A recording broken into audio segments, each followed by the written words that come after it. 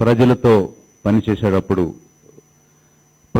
ప్రజలకు చిరునవ్వుతో ఆదరించండి అని, చిరునవ్వు చిందించండి అని ఈ విషయాన్ని ఆ రోజు చెప్పటమే కాకుండా అన్ని జిల్లాలకు వెళ్ళి మండల స్థాయి వరకు అధికారులకు తెలియచేయాలని చెప్పటం, దాన్ని పురస్కరించుకుని అన్ని జిల్లాల్లో కూడా సదస్సులు పెట్టి తెలియజేయటం జరిగింది.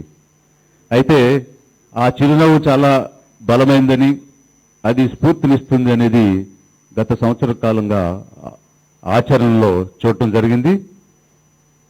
ఈ సందర్భంలో ఒక విషయం చెప్పొచ్చు. గౌరవ ముఖ్యమంత్రి గారు ఏదైనా సమావేశంలో నవ్వుతో పలకరించకపోతే ఆందోళన చెందిన అధికారులను కూడా ఈ సంవత్సర కాలంలో నేను చూడటం జరిగింది. ఇక ఈ సంవత్సర కాలంలో పాలనలో భిన్నత్వం, ఏ విధమైనటువంటి భిన్నత్వం అంటే governance with humility and humanity. పరిపాలన చేసే నాయకునిలో ఆ హ్యూమిలిటీ అండ్ హ్యుమానిటీ ఒక నానుడు ఉంది. తమకు తాము హెచ్చించుకున్న వారు తగ్గించబడుదురు, తమకు తాము తగ్గించుకున్న వాళ్ళు హెచ్చించబడుదురు అని. అయితే ఇక్కడ ప్రభుత్వాధినేతగా ప్రభుత్వాన్ని చేపట్టినప్పుడు అధికారం చలాయించవచ్చు, నియంత్రణ చేయవచ్చు. కానీ నిమ్మరతతో పాలించటం, జనపాలన సాగించటం అన్నదే దీనిలో ఉన్నటువంటి వ్యత్యాసం. ఉదాహరణకి ఈ వార్షికోత్సవానికి నా పాలన మీ సూచన అనొచ్చు, కానీ మన పాలన మీ సూచన అన్నారు. That is the humility. అలాగే హ్యుమానిటీ గురించి వారితో పనిచేసిన అధికారులు ఎవరిని పలకరించినా చెప్తారు. అయితే నాకున్న ఒక అనుభవం చెప్తాను నేను. ఒకరోజు ఈ తాడేపల్లి మోడల్ టౌన్గా చేయాలని ఒక సమీక్ష జరుగుతుంది.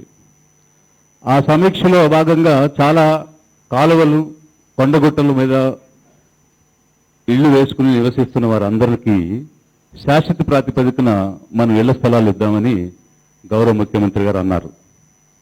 అప్పుడు మంత్రి గారు బొత్స సత్యనారాయణ గారు, సార్ మనం పట్టాలు ఇచ్చినా కూడా వాళ్ళు అక్కడి నుంచి వెళ్ళరు, మళ్ళీ అక్కడే ఉంటారు అని అన్నప్పుడు, అలా అయితే అన్ని మౌలిక వసతులతోటి ఒక కాలనీ ఏర్పాటు చేసి ఇల్లు కట్టించి అప్పుడు వారందరినీ కూడా అక్కడికి షిఫ్ట్ చేద్దాం, మారుద్దాం. ఎందుకంటే ఆ రోజు ఒక స్టేట్మెంట్ ఇచ్చారు, no development is a development unless the marginalised get their due share in the development. ఒక ఫోర్స్ఫుల్ స్టేట్మెంట్ ఆ రోజు వారికి వారు అప్పటికప్పుడు అనటం జరిగింది.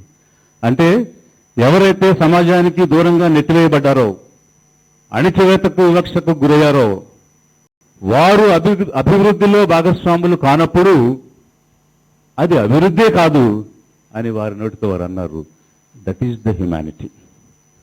So governance with humility and humanity. Doctor Nelson Mandela ఒక కొలాబరేషన్ పవర్ ఏ విధంగా ఉంటుందని ఒక మాట చెప్పడం జరిగింది. ఒక మంచి నాయకుడు నిజాయితీగా, లోతుగా చర్చలో పాల్గొంటారు.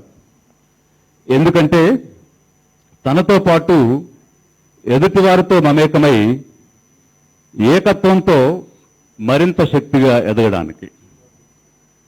సరిగ్గా 5 సంవత్సరాల తర్వాత మాట్లాడదాంలే అనేటువంటి ఆలోచన కాకుండా జనవాక్కు, జనాభీష్టం ఏమిటి అనేది చర్చించి పాల్గొనటానికి, ఈరోజు చర్చలో పాల్గొనటానికి సహృదయతో వారు విచ్చేసినందుకు వారికి ధన్యవాదాలు తెలియజేస్తూ ఈ కార్యక్రమానికి సాదరంగా స్వాగతాన్ని తెలియజేస్తున్నాను. అలాగే ఈ పాలనకు ఒక కొత్త నిర్వచనం ఇవ్వాలని, వినూత్నంగా దేశంలోనే ప్రప్రథమంగా ఏర్పాటు చేసిన ఈ గ్రామ వార్డు సచివాలయాలకు వాటి యొక్క పునాది నుంచి పూర్తి నిర్మాణం వరకు మూల స్తంభాలుగా నిలిచినటువంటి గౌరవ మంత్రివర్యులు పెద్దిరెడ్డి రామచంద్రరెడ్డి గారికి బొత్స సత్యనారాయణ గారికి స్వాగత సుమాంజలి తెలియజేస్తున్నాను. అదేవిధంగా ఈనాటి సమావేశానికి ఇచ్చేసినటువంటి గౌరవనీయులు చీఫ్ సెక్రటరీ గారు, డీజీపీ గారు, అధికారులు, అలాగే ఈరోజు టీం ఈ పాలనా సంక్షేమాన్ని ముందుకు నడిపించడానికి వచ్చినటువంటి అజయ్ జైన్ గారు, వారితో వచ్చినటువంటి టీమ్ ఆఫ్ ఆఫీసర్స్, సెక్రటరీస్, మరీ ముఖ్యంగా ఈ సంవత్సర కాలం యొక్క పాలనలో మీ యొక్క అనుభవాలు, అభిప్రాయాలు పంచుకోవడానికి ఇక్కడికి విచ్చేసిన మీ అందరికీ కూడా స్వాగతాన్ని, సుస్వాగతాన్ని తెలియజేస్తున్నాను. Thank you.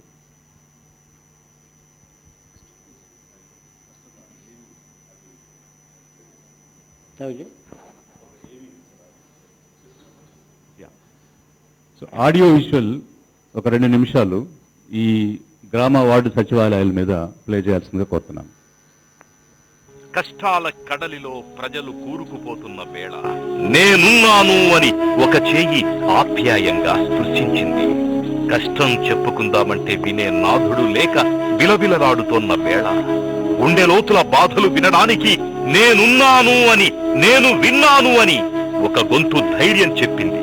రాష్ట్రంలో సహాయం కోసం ఎదురు చూస్తా ఉన్నా ప్రతి కుటుంబానికి, ప్రతి మనిషికి ఈ వేదికపై నుంచి ఒక్క మాట ఇస్తున్నాను. నేను విన్నాను, నేను ఉన్నాను అని చెప్పి ఈ వేదిక మీద నుంచి నేను మాట ఇస్తా ఉన్నాను.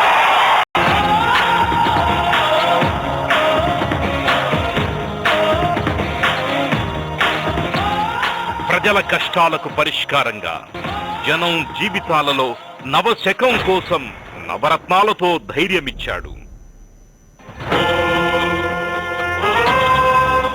నాన్నగారి టైంలో జరిగిన దానికన్నా కూడా ఇంకా గొప్పగా జరిగేట్టుగా ప్రతి ప్రయత్నం చేస్తాం. వీడువారిన నేలలో వాన చిలుకుల స్పర్శకు చిగురించిన మొక్కల ప్రజల ఆశలు చిగురించాయి. రామరాజ్యం లాంటి రాజన్న రాజ్యం వచ్చి ప్రజల జీవితాలలో నవరత్నాల అభివృద్ధితో రాష్ట్ర ముఖ చిత్రాన్ని సమూలంగా మార్చిన శ్రీ వైఎస్ జగన్మోహన్ రెడ్డి పాలనకు శ్రీకారం చుట్టి ఏడాది పూర్తవుతోంది. Honourable chief minister Shri YS Jaganmohan Reddy గారు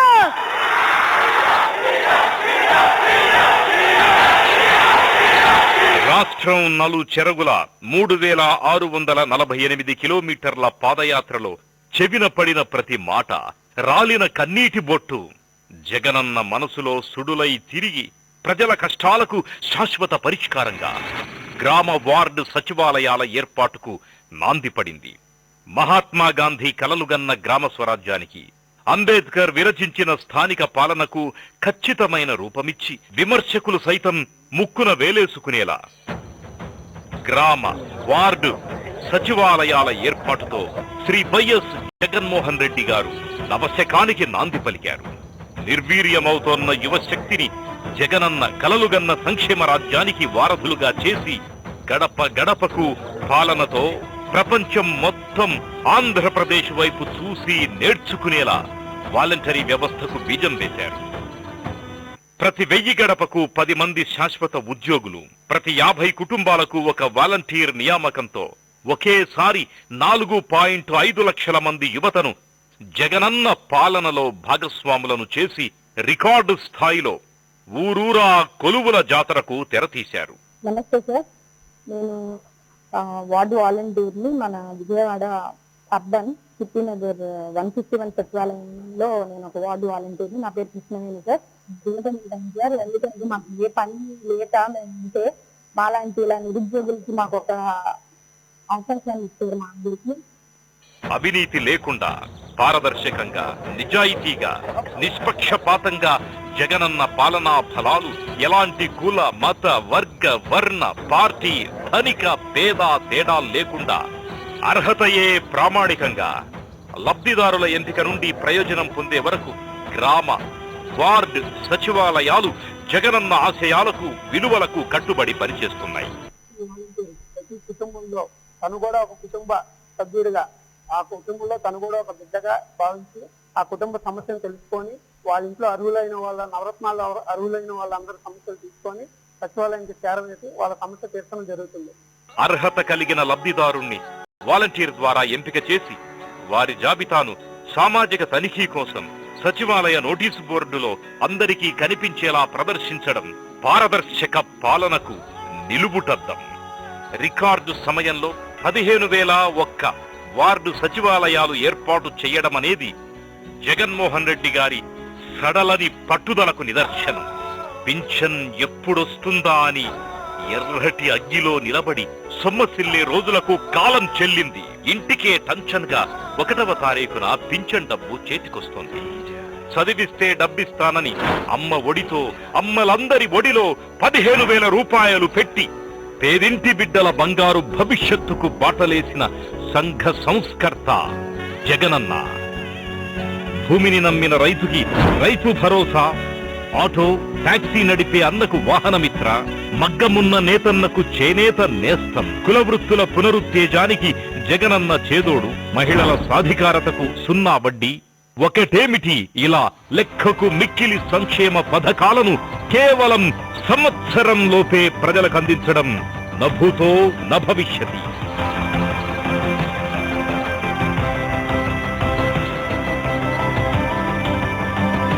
ఆంధ్రప్రదేశ్ ప్రజల భవిష్యత్తు భద్రమైన జగన్మోహన్ రెడ్డి గారి చేతుల్లో అత్యంత సురక్షిత.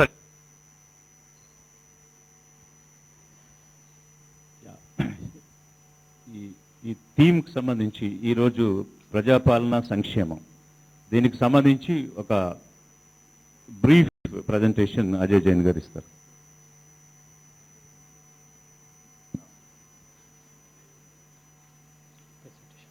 గౌరవనీయులు ముఖ్యమంత్రి, గౌరవనీయులు పెద్దలు శ్రీ వైఎస్ జగన్మోహన్ రెడ్డి గారికి, గౌరవ మంత్రివర్యులకు, గౌరవనీయుల చీఫ్ సెక్రటరీ గారికి, డీజీపీ గారికి, ప్రభుత్వం సలహాదారులకు, మాతోటి సెక్రటరీస్కి, ఎక్స్పర్ట్స్ మరియు ఈరోజు మన పాలన మీ సూచన కార్యక్రమంకి వచ్చిన లబ్ధిదారులందరికీ నా హృదయపూర్వక నమస్కారం. ముందుగా ఈ నూతనంగా ఏర్పాటైన gram volunteer, ward volunteers, gram secretariat, ward secretariat department నుంచి మీ అందరికీ కూడా హృదయపూర్వక స్వాగతం పలుకుతున్నాము. సరే, ఇది నూతనంగా ఏర్పాటైన డిపార్ట్మెంట్ ఉండవచ్చు, కానీ గవర్నమెంట్ ముఖ్యమంత్రి గారు ఏమన్నారు అంటే ఇది మా హార్ట్కి చాలా దగ్గర, అంటే this is the heart of the governance. సరే, if I'm permitted to say, it is not only heart, it is also the legs and the hands of the government. ఎందుకంటే entire government programs will run through the system of volunteers and secretariat, and all government schemes will be executed through this. This is also the face of the governance.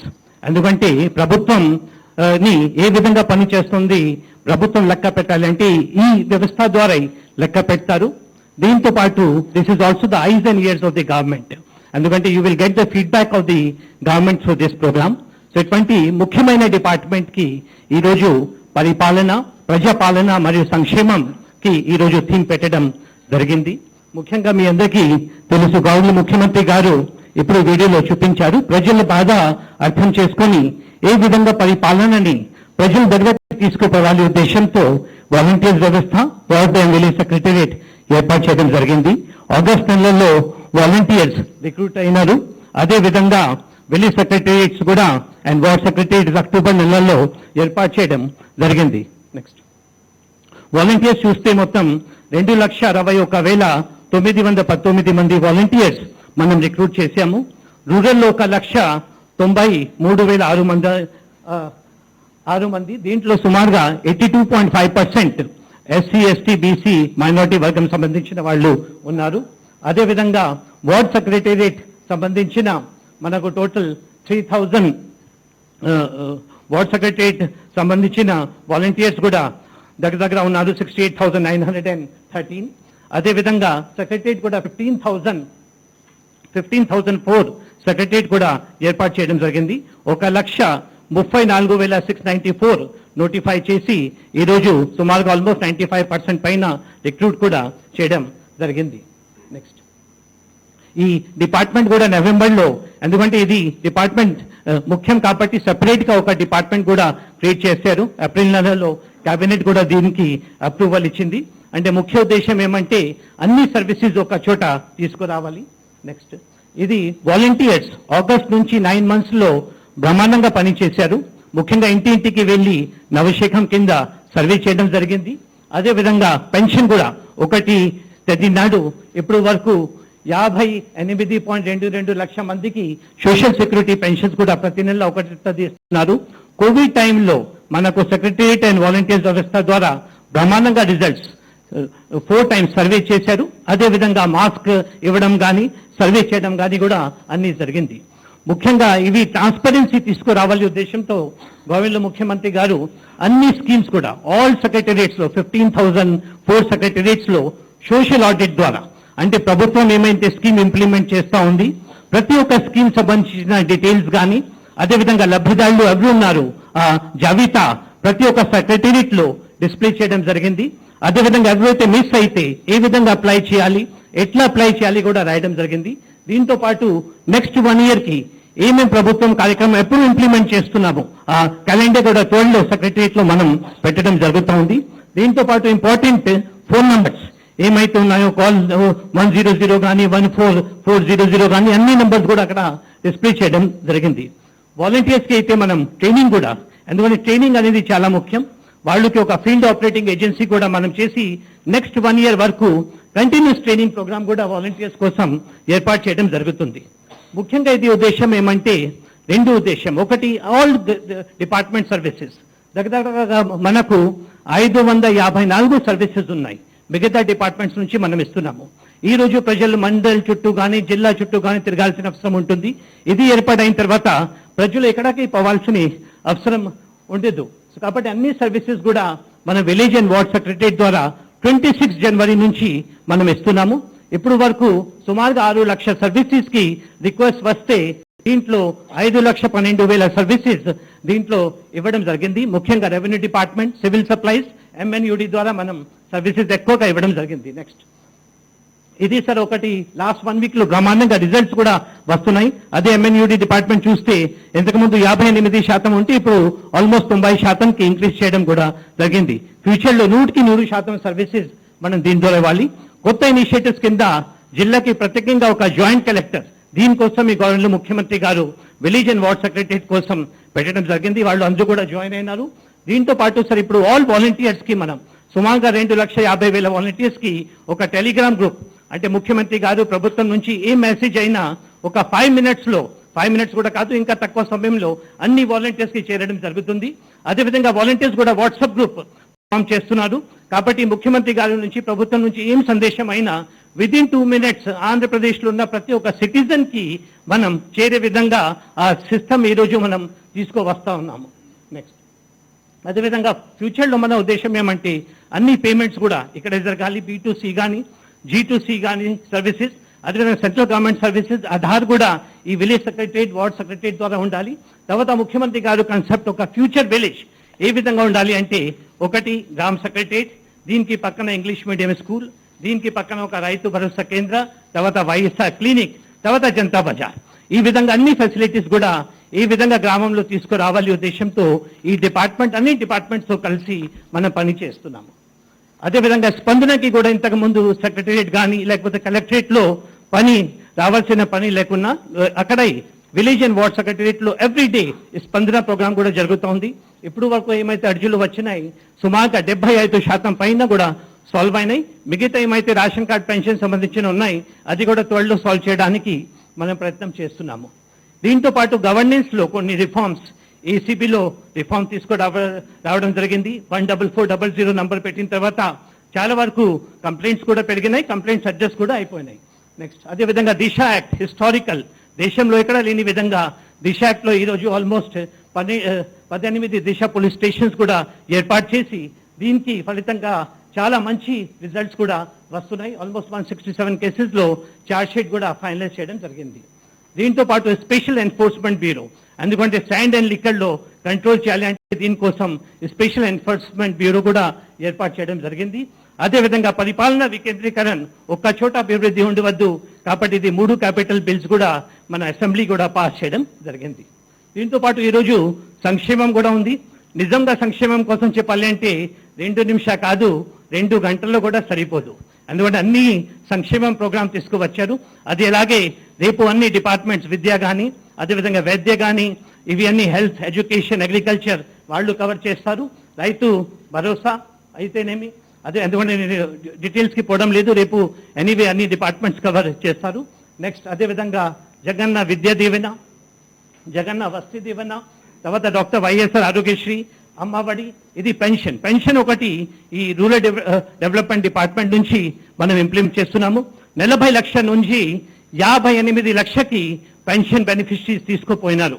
అదేవిధంగా 1000 రూపాయలు ఏమైతే December 2018లో ఉన్నిందో అవి 2250కి పెంచిపోయినారు. భవిష్యత్తులో ఇది 3000కి కూడా పెంచడం జరుగుతుంది. అదేవిధంగా ఎలిజిబిలిటీ కూడా ఇంక్రీజ్ చేసి ఆల్మోస్ట్ 14,438 కోట్ల రూపాయలు 58 లక్షల మందికి డిస్ట్రిబ్యూట్ చేయడం జరిగింది. అదేవిధంగా వైఎస్ఆర్ ఆశ్రయ వైఎస్ఆర్ యువత ప్రోగ్రాం కూడా త్వరలో ఇంప్లిమెంట్ చేయబడతా ఉంది. సుందరబడి కింద కూడా మాక్సిమం ఆల్మోస్ట్ 90 లక్షల మందికి పైనకి ఆల్మోస్ట్ 1400 కోట్ల రూపాయలు ఇవ్వడం జరిగింది సెల్ఫ్ హెల్ప్ గ్రూప్స్కి. దీంతో పాటు నెక్స్ట్ పేదలందరికీ ఇల్లు, మీ అందరికీ తెలుసు 8 జూలై ఇది అందరికీ పట్టాలు ఇవ్వడం జరుగుతుంది. తర్వాత ఆగస్టు నుంచి అందరికీ కూడా ఇల్లు కూడా కట్టడం జరుగుతుంది. వైఎస్ఆర్ నేతన నేస్తం కానీ ఇవి మేనిఫెస్టోలో లేనిటివి కూడా, నవరత్నంలో లేనిటివి కూడా ఇంప్లిమెంట్ చేయడం జరిగింది. వైఎస్ఆర్ లా నేస్తం, తర్వాత అగ్రిగోల్డ్ విక్టిమ్స్ కి 266 crores, వాహన మిత్రం, అదేవిధంగా నరేగా కింద కూడా అన్ని మనం కవర్ చేశాము. ముఖ్యంగా వెల్ఫేర్ ఉద్దేశం ఏమంటే ముఖ్యమంత్రి గారిది, ఇది ప్రతి ఒక్కరికి కూడా వెల్ఫేర్ ఉండాలి.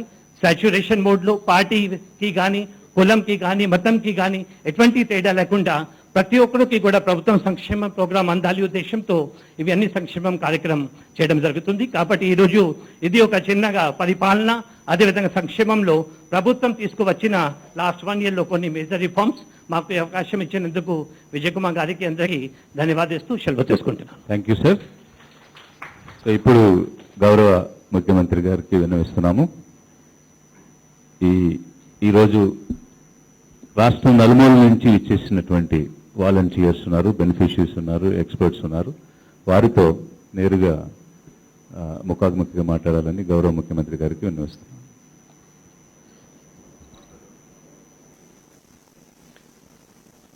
సో మీ నుంచి మాట్లాడదలుచుకున్నటువంటి వాడు మీరు చేయి చూపిస్తే మీకు మైక్ అందిస్తాం. అయిపోయినా విజయ్, నా స్పీచ్ అయిపోయినాక, ఓకే సార్, నా స్పీచ్ అయిపోయినాక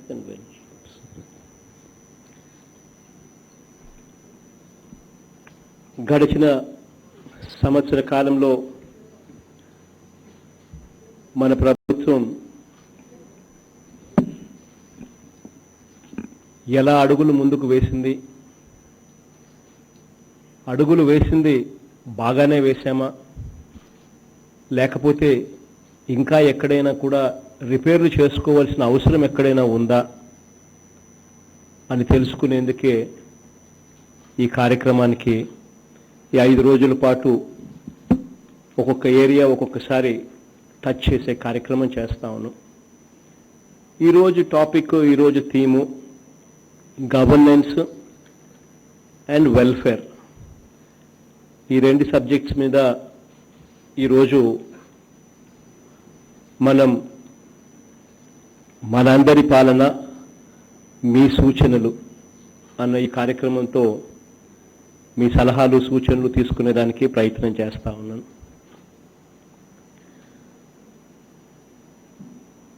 దాదాపుగా ఈ ఎన్నికల కన్నా ముందే దాదాపుగా 3648 కిలోమీటర్లు నా పాదయాత్ర సాగింది. ఆల్మోస్ట్ 14 నెలల పాటు ఈ పాదయాత్ర సాగింది. బహుశా తిరగని జిల్లా లేదు, తిరగని నియోజకవర్గం కూడా లేదేమో. ఆ స్థాయిలో 14 నెలల పాటు పొద్దున లేస్తే పడుకునేదాకా ప్రజలతోనే మమేకమై వాళ్ళు పడుతూ ఉన్న ఇబ్బందులను అర్థం చేసుకోవాలని, వాటికి ఏదైనా పరిష్కార మార్గం చూపాలంటే ఏం చేయాలి అన్న తలంపుతోనే ఆ 14 నెలల పాటు పాదయాత్ర సాగింది. దాంట్లో నుంచే పుట్టుకొచ్చిన వ్యవస్థలోకి మార్పు తీసుకొస్తే తప్ప ప్రజలను మనం ఆదుకోలేం,